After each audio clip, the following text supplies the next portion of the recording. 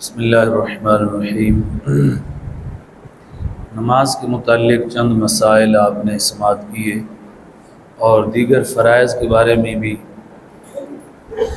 آپ کی گوش گزار کیا گیا۔ نماز ایک اتنا اہم فرض ہے اسلام میں، امام الانبیاء نے اسے اپنی آنکھوں کی ٹھنڈک فرمایا ہے اور کئی الفاظوں میں حضور نے اسے تعبیر کیا، کبھی اسے نور فرمایا، کبھی اسے دین کا ستون فرمایا، اور کبھی نبی کریم صلی اللہ علیہ وسلم نے اسے معراج فرمایا۔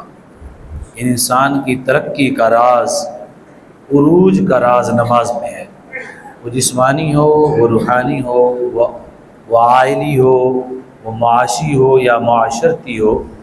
نماز کے اندر مخفی ایک راز ہے، وہ یہ ہے کہ انسان جب اس کے اندر بڑھتا ہے تو اللہ تعالی ہر طرف سے اسے عروج عطا فرماتا ہے۔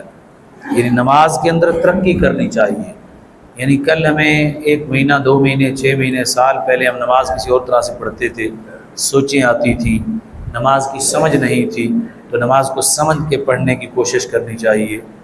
پھر نماز کے وضو کا خیال کہ وضو کیسے کرنا ہے، اچھے طریقے سے وضو، جس طرح کہ میں نے پہلے عرض کیا، میں سال ہو گئے وضو کرتے، پانی ہم بہت ضائع کرتے ہیں، جس سے ہمارا کام پہلے ہی بے برکتی سے شروع ہو جاتا ہے، اس سے بچنا چاہیے۔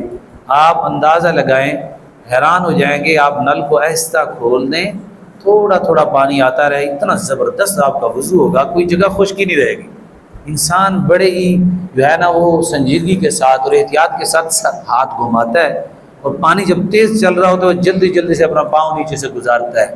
تو اس طرح سے نماز کے وضو کے اندر، نماز کی ادائیگی کے اندر، نماز کی الفاظ کی ادائیگی کے اندر، کہ نماز اتنا تیز نہیں پڑھنی کئی لفظ کھا جائے بندہ اور پھر وہ نماز کا چور ٹھہرے۔ چور کو سزا ہوتی ہے، اسے جزا نہیں ملتی۔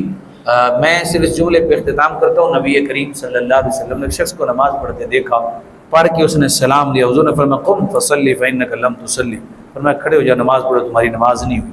نماز پڑھی، پھر آئے، سلام لیا، حضور نے فرمایا قم فصلی فإنک لم تصلی۔ تیسری مرتبہ جب آیا تو عرض کی یا رسول اللہ مجھے آپ حکم فرمائیں، میں کیا غلطی کرتا ہوں؟ حضور نے فرمایا تم تعدیل ارکان صحیح ادا نہیں کرتے۔ رکوع میں گئے، جلدی سے کھڑے ہو گئے اور پھر بھی رکوع کی سودہ ہوا نہیں ہے، پھر سجدے میں چلے گئے، سجدے سے تھوڑا سا اٹھے، پھر دوسرے سجدے میں چلے گئے، ایک تسبیح اگلے رکن میں، اگلے کی تسبیح اگلے رکن میں، اگلے کی جو تسبیح ہے وہ تکبیر ہے اگلے رکن میں۔ حالانکہ یہ سمیع اللہ ہے، یہاں سے ہم شروع کریں گے سمیع اللہ لمن حمدہ، یہاں ختم ہونا چاہیے، پھر کہنا چاہیے ربنا ولک الحمد یا ربنا لک الحمد، اور پھر اسی طرح یہاں سے شروع ہونا چاہیے اللہ اکبر، سجدے میں جائیں، تسبیح پڑھیں، وہاں تسبیح ختم ہو جائے، پھر آپ کہیں اللہ اکبر، پھر بیٹھ جائیں، پھر دعا کی تو دعا پڑھیں، پھر اللہ اکبر۔ یعنی یہ جو انتقالات تکبیر ہیں یہ ایک رکن کو دوسرے رکن سے جدا کرنے کے لیے ہیں، اور خلا کے اندر آپ نے اللہ اکبر کہنا ہے۔ یہ نہیں ہے کہ سبحان ربی العظیم ابھی ختم نہیں ہوا، اب سیدھے ہو کے بیٹھیں، وہ ادھر ختم ہو اللہ اکبر، پھر درمیان میں نماز کا سہارا ادھر ادھر کر دیں اور پھر سوچیں کہ اتنا عرصہ ہو گیا نماز پڑھتے ہوئے، ہمیں کوئی نفع نہیں ہوا۔ وَلَذِكْرُ اللَّهِ أَكْبَرُ، نماز سب سے بڑا ذکر ہے، سب سے بڑا ذکر ہے نماز، اس لیے اس کو احتیاط کے ساتھ اللہ تعالی ہم سب کو نماز کا نور نصیب فرمائے۔